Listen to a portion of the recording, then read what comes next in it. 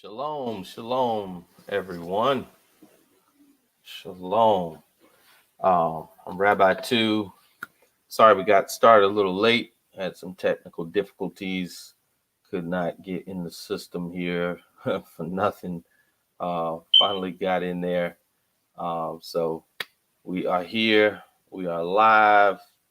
Um, just wanted to make sure we still came in and did our thing. So I'll give a couple minutes, see if some of the notifications go out, let folks know that we are live, and then we'll jump in. So we'll go for a little less than an hour this time. So get rolling. And I apologize if you're hearing a little deep beat here. Like too many people, I keep forgetting to buy 9-volt batteries to put in my smoke detector that's in this room. So it gives me that little bing every minute or so. So I want to apologize for that in advance because I know it can get a little annoying.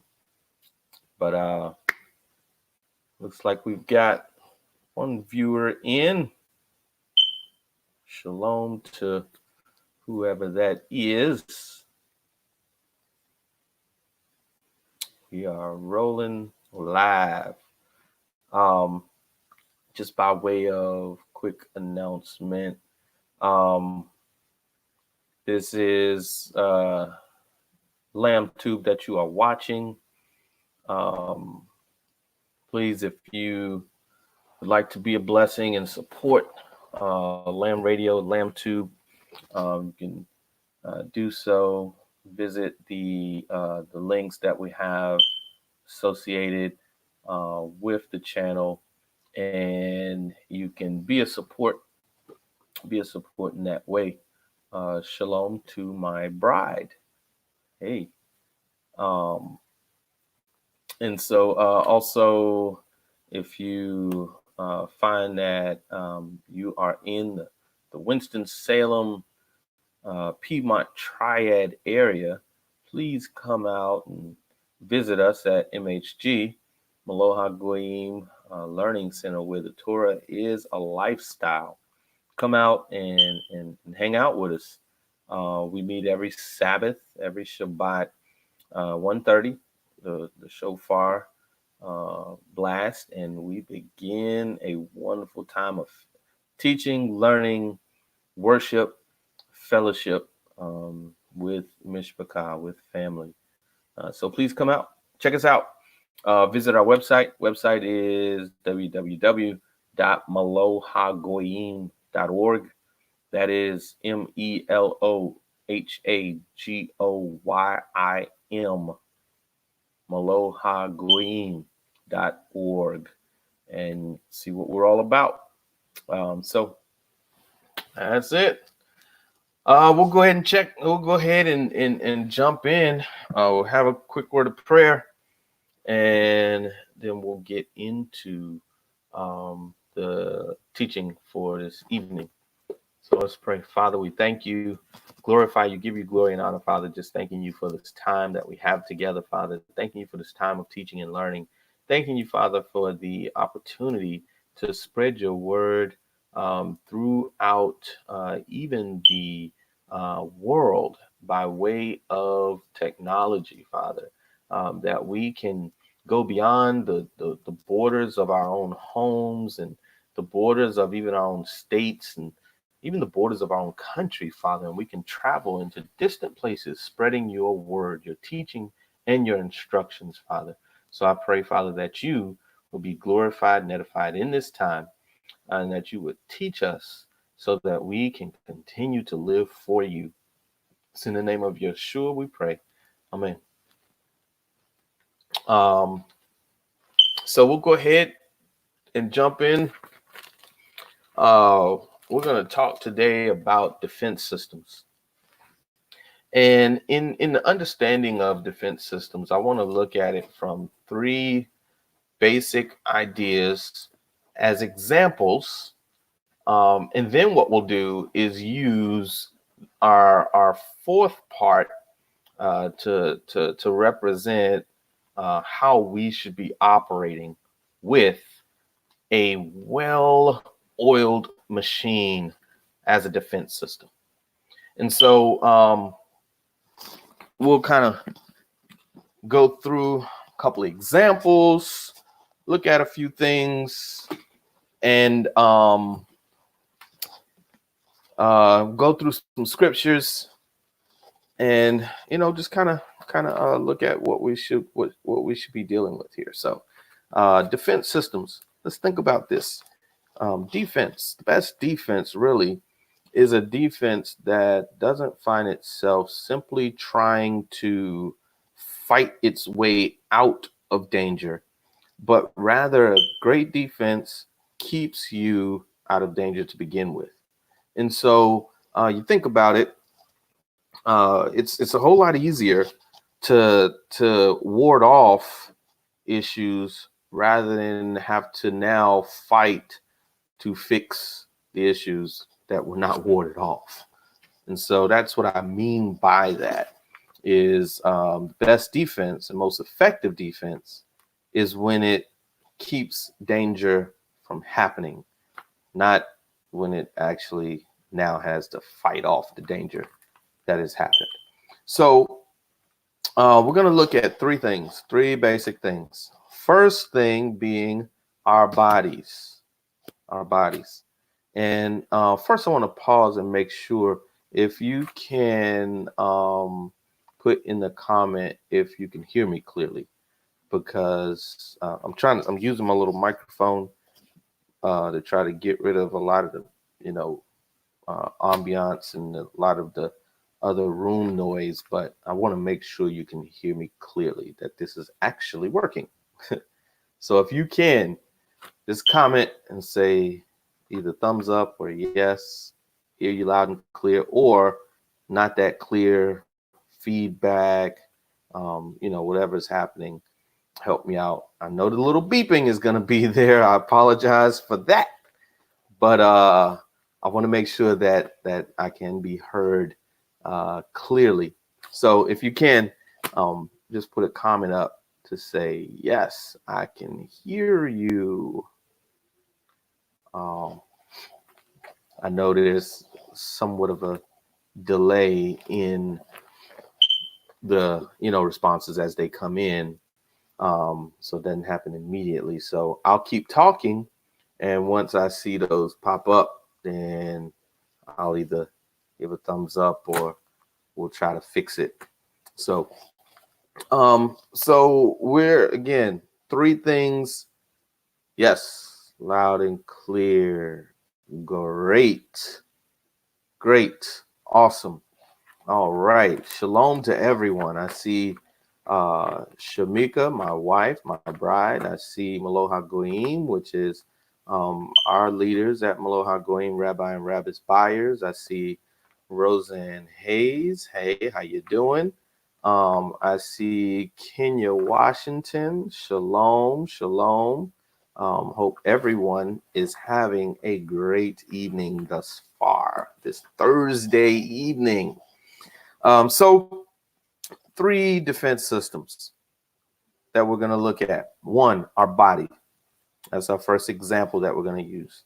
The second, we're going to use some sports examples. So I'm a sports guy. Right now is a great time because even though I'm not into baseball as much as other sports, but it's the World Series happening.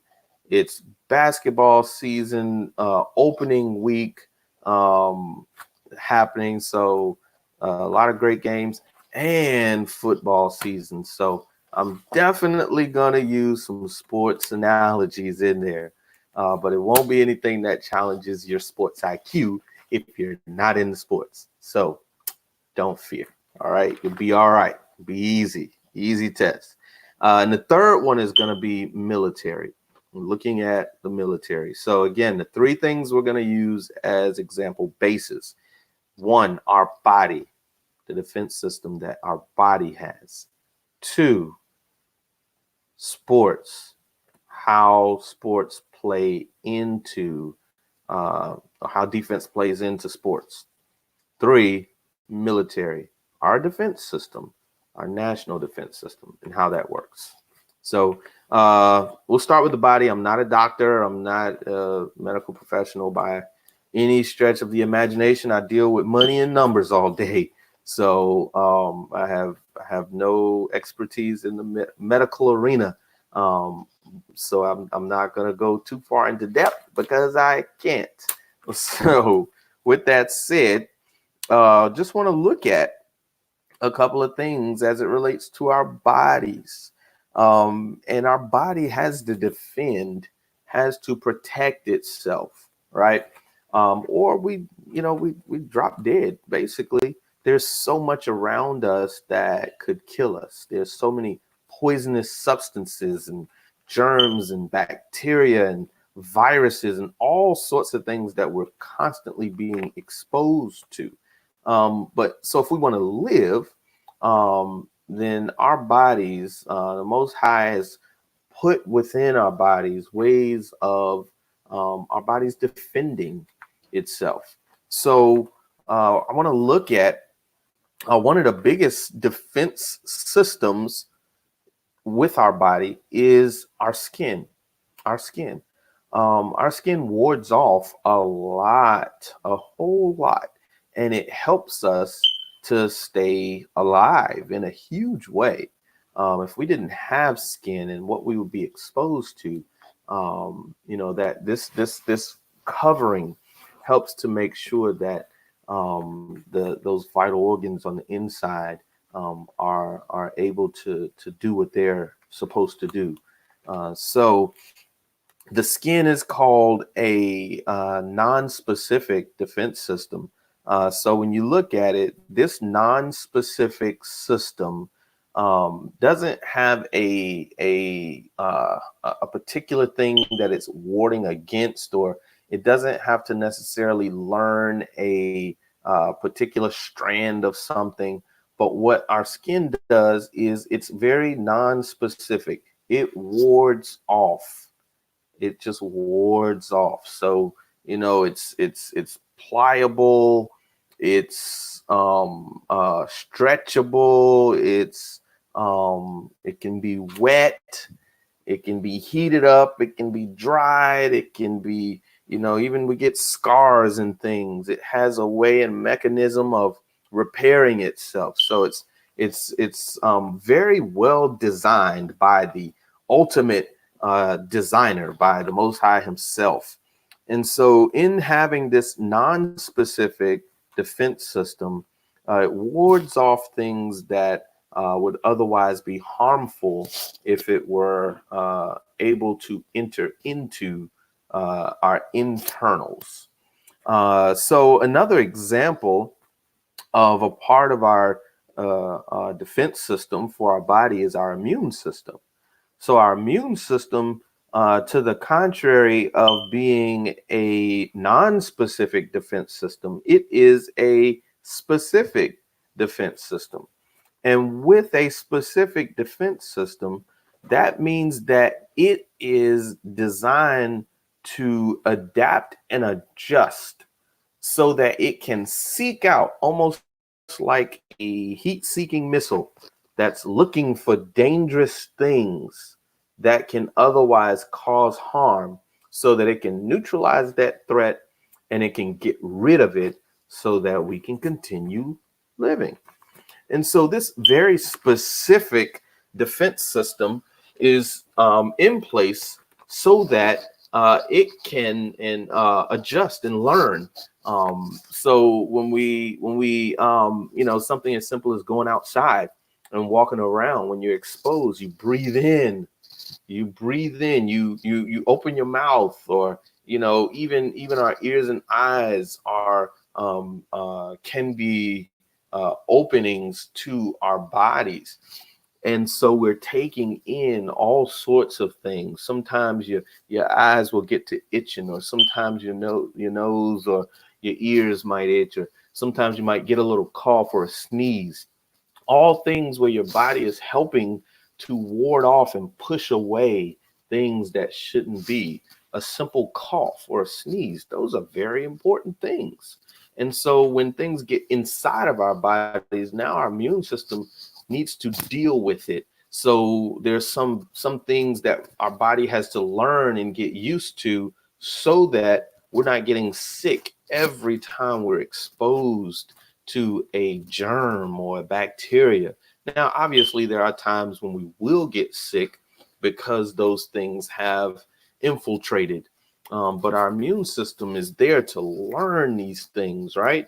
And they're very specific. So that's a specific defense system. Now, with that said, we really need both of those working together so that we don't simply drop dead. It's very important. So both are needed in order to keep us standing. Now, let's look at, before we move too far, let's look at an example. And I want to use this example, and I want you to kind of put a marker in it because we're going to come back to it in more detail. But the word in Hebrew for skin is or, and it's two letters. It's a ayin and a resh.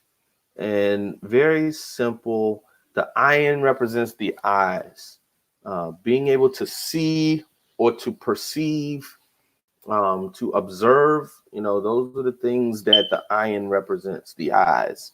So, it's not a spiritual sight, but it is being able to see and to observe. So the resh is a letter that represents the head, and it's the head as in the head of man. And so if you look, a resh has that sort of rounded back and down up. And so what happens there is it's about us. It's about our knowledge and our understanding, because it's a head, not head as in just simply the leader, even though that is the head or beginning, but it's more focused on the head as in man's knowledge, man's understanding. So when you put those two things together, you have the sight of man, the understanding of man, the knowledge of man.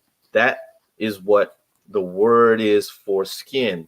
Let's relate skin to flesh, to our flesh. So now if we are addressing the carnal man, then the skin is a good representation of that, because it's fallible, because it's gonna decay, it's gonna die, and so that's the thing that we look at when we see that word skin. Now, interestingly enough, the word for light is or as well, but it's spelled with an aleph versus a resh. Versus a ayin. And so still have that same ah sound, but the letter that's used is very important. The letter that's used is aleph.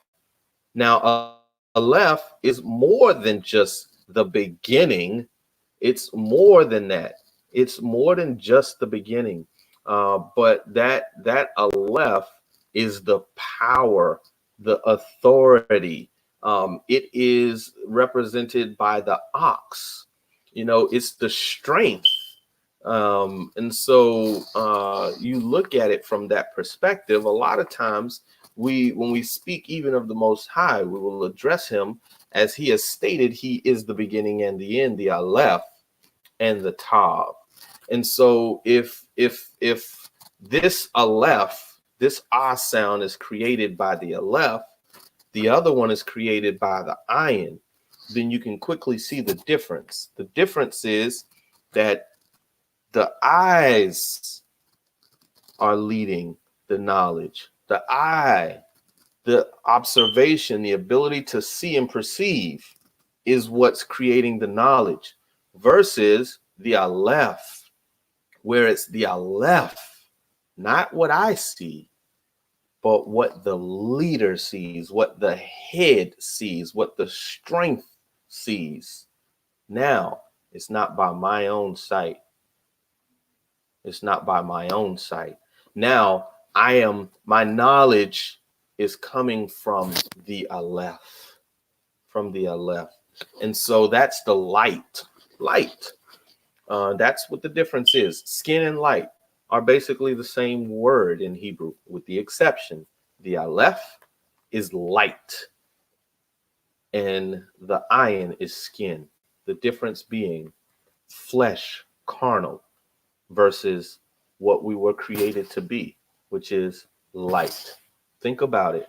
In the beginning, we were made in the image of the Most High. He said, let us make man in our image. And we were created. And even when we look at Moshe, what was the thing with him when he went up on the mountain and he was there in the presence of the Most High for those 40 days? His face shone. The way I look at that is that was our glorified appearance, that we appeared more as light in the beginning when Adam and Hava were created, that they appeared more as light than now we do more as this dull skin. And so if you think about it, here's my example. Think about the sun. The sun has a actual substance, like it's a substance. So let's say that substance is maybe yay big. But when the sun is, when you're looking at it, when you see it, what do you see? You see the light that's radiating from it. And so even though it's this big, you see all of this. And so I believe that's how we were. We were this. We were light. We were the glory. We were created in his image. We reflected his glory as the sun radiates all this light from this small core. And as we fell, then that light is dimmed. And now what do you come up with? The core of it, that little ball that was inside of all of that light. It was there. That's that flesh. That's that skin. That's what this is. This stuff that's fallible, this stuff that's sinful, this stuff that desires the things of the world, this stuff that's carnal. And so with that, we looked at the body. Now let's go and let's look at the sports. Now I'm gonna use my sports analogies. So in sports, the best defense is when you have figured out the other team's offensive strategy. And so a good defense can be put together when that defense has a solid understanding of the opposing team. Having a solid understanding of the opposing team allows the defensive coordinator or the defensive coach or the head coach or the defensive strategist or whoever it is to put together a plan, not just one that says, hey, just stop them, but one that says, this is how you're going to stop them. You do this. Why? Because they like to do that. So now you're not just hoping to stop them. So, again, let's take football, for example. It makes a lot more sense if those folks who are responsible for catching the ball, if I'm playing defense, if my person who is slated to catch the ball, if I'm there with them everywhere they go, every step that they take, I'm there, then the quarterback or the person throwing the ball doesn't have the opportunity to throw it to them. So here's what doesn't make sense. It doesn't make sense for me to say, okay, I'm just going to stand here and wait until they catch the ball. Then I'm going to try to run them down and stop them. Because what you've done is let the problem manifest, and now you got to try to solve it. And again, remember what we started off by saying, that an effective defense doesn't simply try to fight away problems it's allowed to happen, but an effective defense stops the danger before it happens. So if I'm playing defense, I'm going to make sure you don't even get the ball. I'm not trying to test and see if I can stop you once you got it. If you need a first down, I'm going to stop you from getting the first down. I'm not going to wait and see if you got it. So the job of a defensive coordinator, a defensive specialist, or defensive coach, or whoever, is to scheme against the offensive strategy. So what does that mean? That means that you need to know the offensive strategy. I promise y'all I'm going somewhere. I promise you I'm going to bring it together, and I promise you I'm going to bring in a lot of different scriptures for us to kind of see how all of this can help us make sense of it all. But I find that sometimes using examples helps people to remember stuff. And later on, when you see those things, you can think back and say, you know what, this is what he was talking about. And so that's my sports analogy. So again, a good defense keeps you out of trouble so that you're not trying to catch up, right? And so let's go to the third example. The third example is military. So military, it's even in this country, we call it the what? The defense, the Department of Defense, DOD. And so the whole thing is not trying to be on offense and simply take fights to other people. But being on defense says, I need one very critical thing, probably more than almost anything. I mean, because you can't even say, oh, we need a gazillion man, military. But if we don't have this one thing, that makes no difference. And that one thing is intelligence. Intelligence, information. If you don't have information, if you don't have intelligence, you can't properly prepare or defend against enemy threats. Because now you have no idea what direction it's coming from, when it's coming, why it's coming, from whom it's coming. And if that be the case, then the enemy can take you out all day, every day. And we don't want that. And so the military, the most important thing in the military is to have good intelligence, good information, because now I can once again scheme. Now I can plan, and now I can do things proactively. And that's the key, proactively, to avoid the threats.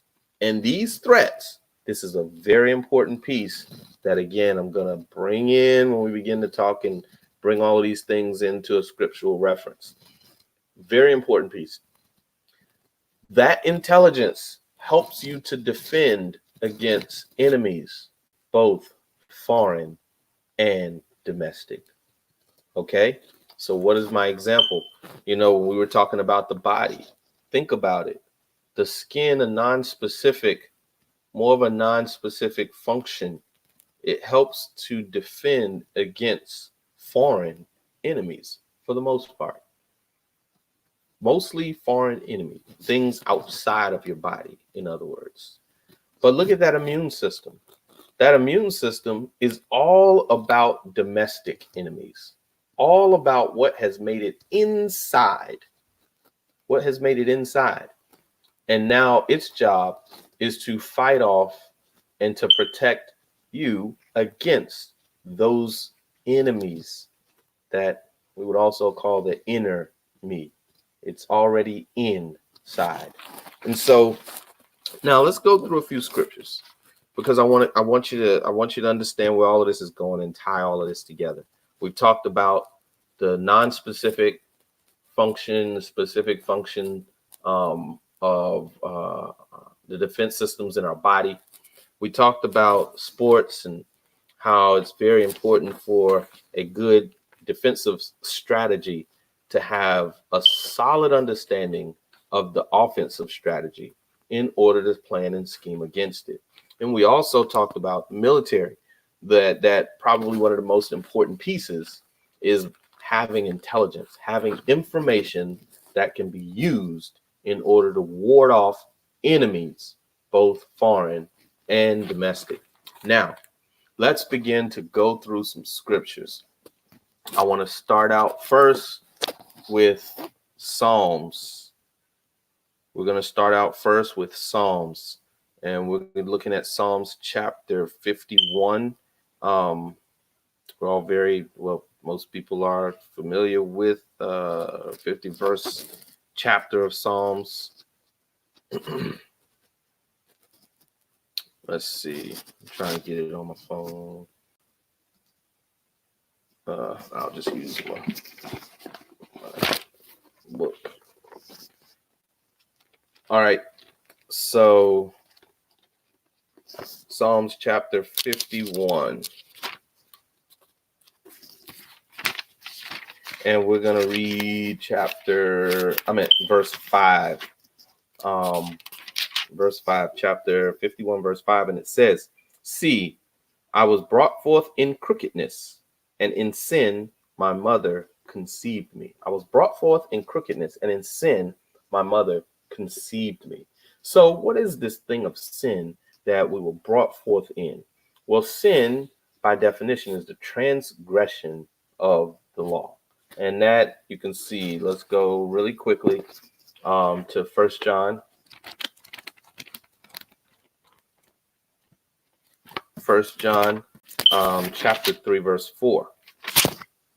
And 1 John chapter 3, verse 4 says, "Everyone doing sin also does lawlessness, and sin is lawlessness." So now we've established that this sin that we were born in is lawlessness. It's lawlessness, right? And so that means that there's this appetite, there's this desire for sin. Let's go to Romans chapter 6. And again, I told you we were going to kind of skip around a bit once I laid the foundation with those examples. But now we're going to jump just a little bit. So let's go to first Romans chapter 6, verse 23. And it says, "For the wages of sin is death, but the favorable gift of Elohim is everlasting life in Messiah Yeshua, our master." And so again, remember, sin, born in sin, lawlessness, transgression of the law. This cost us life, because it says the wages of sin is death. So it costs your life in order to freely sin. Now, let's go to chapter 7 of Romans, and we're going to read about two laws. In chapter 7, verse 19, and it says, "For the good that I wish to do, I do not do, but the evil I do wish to do, this I practice.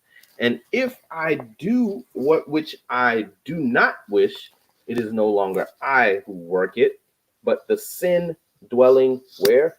In me." Man, that's a domestic enemy. You putting that together? Sin is a domestic enemy. Means it needs a very specific system to defend against it. Let's continue. Verse 21. "I find therefore this law, that which I wish to do the good, that the evil is present with me. For I delight in the law of Elohim," or the Torah of Elohim, "according to the inward man. But I," that sounds like that defense system, "but I see another Torah in my members, battling against the Torah of my mind." There is a battle between these two laws, battling against the Torah of my mind, and bringing me into captivity to the Torah of sin, which is in my members. Wretched man that I am, who shall deliver me from this body of death? Why? Because the wages of sin is what? Death. Who's going to deliver me from that? Well, 25. Thanks to Elohim, through Yeshua Messiah, our master. So then, with the mind, I myself truly serve the Torah or the law of Elohim. But with the flesh, the Torah of sin. So these two things are battling. These two things are battling. Let me explain something. Sin. Let's jump real quick. I'm gonna explain it by pulling this verse in for us. And I didn't have this in my notes, but it just dawned on me that this would be the perfect way to explain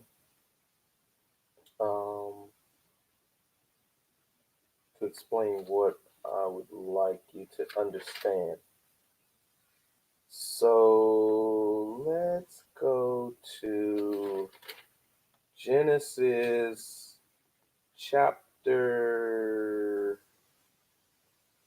4.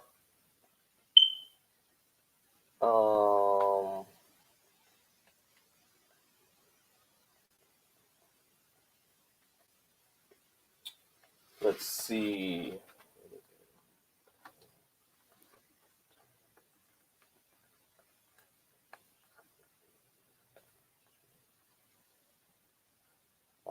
Let's see.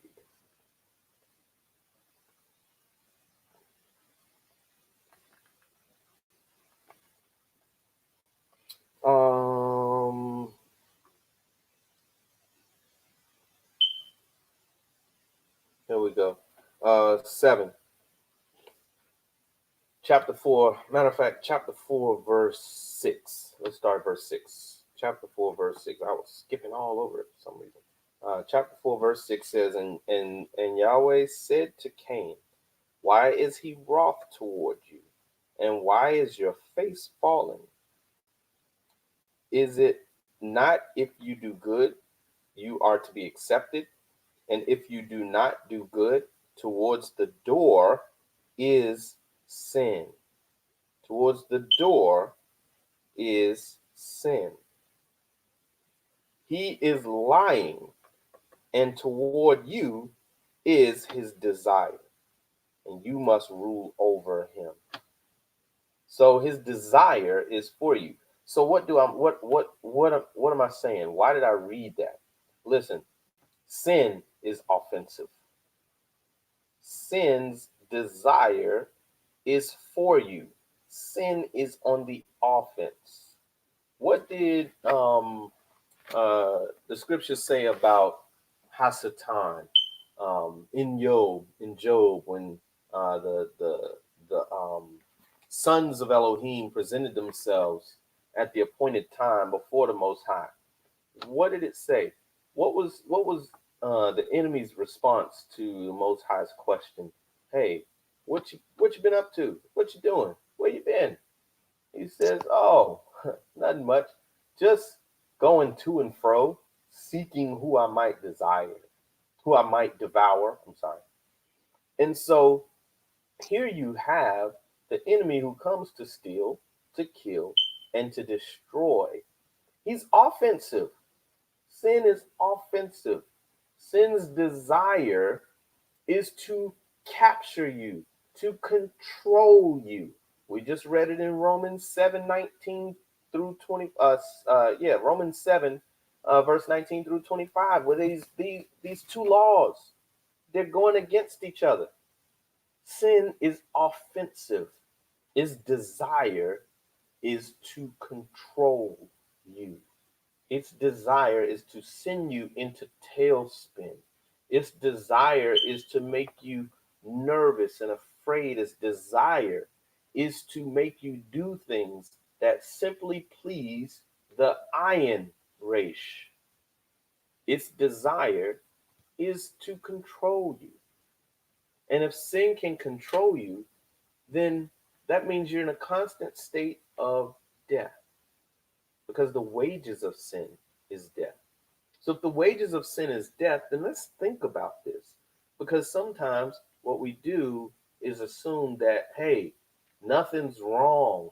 I'm not doing anything wrong.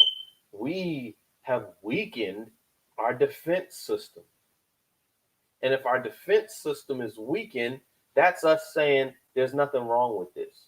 Or for the Torah scholars who find loopholes in Torah to say, this is why I can do this thing, even though I know that it's wrong, even though my flesh loves it and craves it, which should be a sign, and my spirit loathes it. My spirit man is grieved by it. If that be the case, then if we don't recognize that that is sin, then we've got a problem. And when we do that, we are now weakening our defense system, giving ourselves over, and the wages that we owe is death. It's death. So when things start dying, it's the death of a relationship or the death of, sensitivity to certain things, to sin, that it no longer bothers us to do a particular sin. It used to mess with you consciously. It used to mess with your conscience. But now, no problem. No problem. Nothing wrong with it. Can ignore it. This is the death of something. Something's dying. Something's dying. Sometimes, again, relationships. Sometimes the relationship that's dying is the relationship that we have with the Most High. And if we don't allow our defense system, which we're going to get into next, what our defense system is, we don't allow our defense systems to come to our defense when we know that sin is on the offense constantly, we're going to find ourselves in trouble. And so now we've looked at three things. We've looked at our body. We've looked at sports as an illustration. We've looked at the military as an illustration. All these illustrations of defense systems. Now, let's turn now to Psalms chapter 119. We're going to go to Psalms chapter 119, and we're going to read. I could read this whole chapter to prove my point, but I promise I will not do that. So we're going to read just verses 1 through 16. Psalms chapter 119, verses 1 through 16. And now what we're talking about is our defense system. We talked about our bodies, how they defend and ward off, again, sports, putting together strategic game plans, using the offensive strategies to defend. We talked about the intelligence that's needed, the knowledge, information that the military needs in order to defend against enemies, both foreign and domestic. Now, let's talk about what kind of defense system we should be employing and deploying when it comes to our walk with the Most High. Psalm 119, verse 1. I left. Blessed are the perfect in the way, who walk in the Torah or the law of Yahweh. Blessed are those who observe his witnesses, who seek him with all the heart. Yes, they shall do no unrighteousness. They shall walk in his ways. You have commanded us to guard your orders diligently. Oh, that my ways were established to guard your laws. Then I would not be ashamed when I look into all your commands. I thank you with uprightness of heart when I learn the right ruling of your righteousness. I guard your laws. Oh, do not leave me entirely. Bait. Chapter 9, verse 9. How would a young man cleanse his path? To guard it according to your word. I have sought you with all my heart. Let me not stray from your commands. I have treasured up your word where? In my heart, inside, in my heart, that I might not sin against you. Blessed are you, O Yahweh. Teach me your laws. With my lips I have recounted all the right rulings of your mouth. I have rejoiced in the way of your witnesses as over all riches. I meditate on your orders and regard your ways. I delight myself in your laws. I do not forget your word. What's our defense system? The word of Yahweh, the laws of the Most High. He has designed this great word for us so that we can live and it can fight against the enemies that are both foreign and domestic. Let's go to John chapter 16, because that word we know in chapter 15 became flesh. So we see in chapter 15 that that word became flesh. So let's see what then happened to that word after it became flesh. John chapter 16, verse 7 is where we'll begin, and we'll stop at verse 13.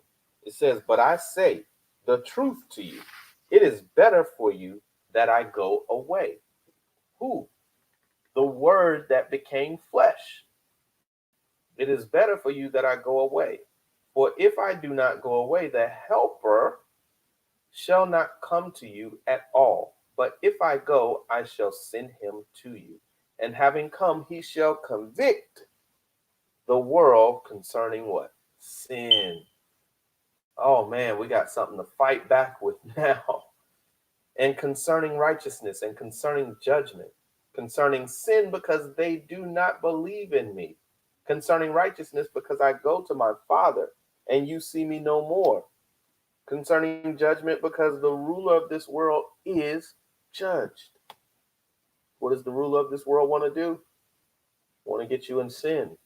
Wants to master you, crouching at your door, desire for you, seeking whom he may devour. Right? Verse 12. I still have many words to say to you, but you are not able to bear them now. But when he comes, the Spirit of the truth, the Spirit of the truth, he shall guide you into all the truth. For he shall not speak from himself, but whatever he hears, he shall speak. And he shall announce to you what is to come. He will announce to you what is to come. Man, so the Spirit, the Word became flesh and dwelt among man in chapter 15 of John. That was explained. And what is the embodiment of that word?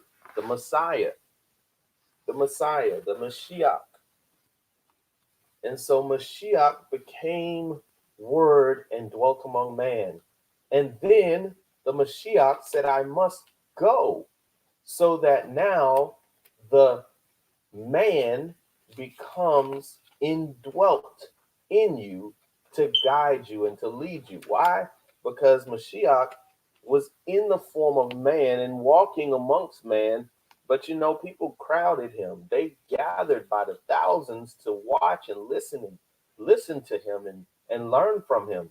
But wow, how powerful is it that in 16 he says, if I go, then the helper shall come.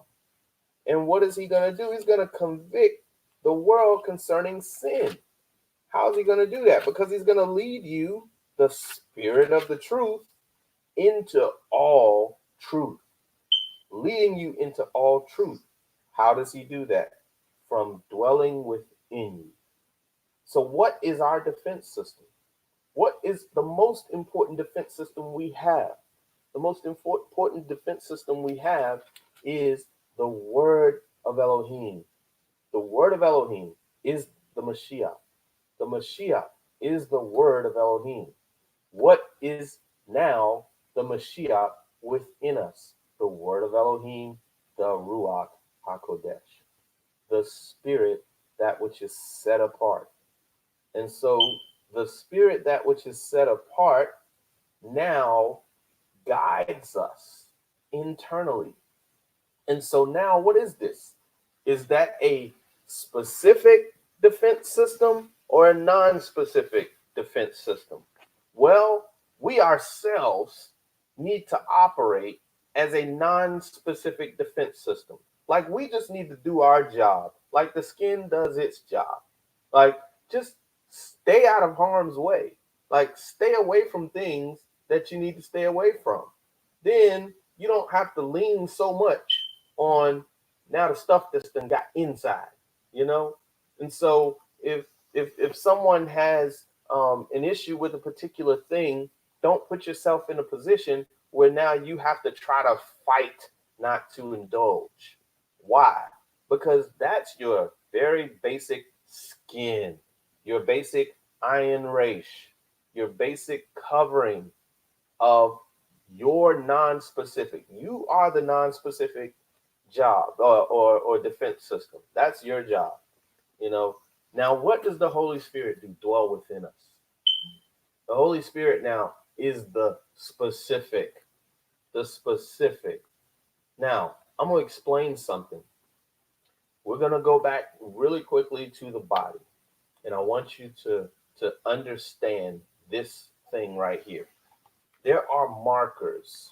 There are markers within our bodies.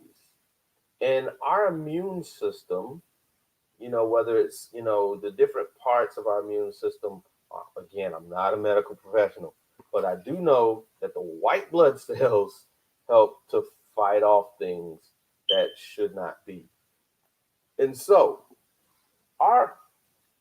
these markers will identify something as foreign. And once it identifies a bacteria or virus or whatever it is, you begin to do things like run a fever. You know, that's helping to expel whatever that is that's ailing or that could be a potential harm. So the alarms go off, burn, burn, intruder alert, intruder alert, intruder alert. And so whether it's you get a headache or run a fever or cough or sneeze or sometimes we do other things that help to expel those things that are no good for us. We get different reactions from our bodies that are helping to fight away. Why? Because something that's marked as foreign has come in. Here's something very important to understand. The biggest issue with cancer is cancer poses itself as a self cell, a domestic friendly, might I say. And so the markers are marked self or non-self. Non-self, the body recognizes immune system, white blood cell, everything's kicking in and getting rid of it. Get out of here. You got to go. But when it's marked as self, like cancer, guess what? The body's like, make more. Let's make more. Good cells, make more. These are good cells, make more. So when it's marked as self, it continues to reproduce after its own kind. And so cancer, because the body doesn't recognize it as foreign, it recognizes it as friendly.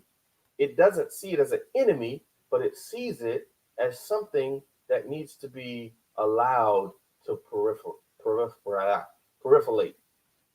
And so if that's the idea, that this is being allowed to reproduce and to duplicate itself, then what's happening? Cancer spreading. That's what sin is. Sometimes we convince ourselves that this is good. And so what happens? This sin just continues to grow and reproduce itself. That's why we need the Ruach HaKodesh. That's why we need the spirit that is set apart dwelling within us so that we can depend on him to help us to identify and properly mark. Because according to Romans 7:19 through 25, there's two.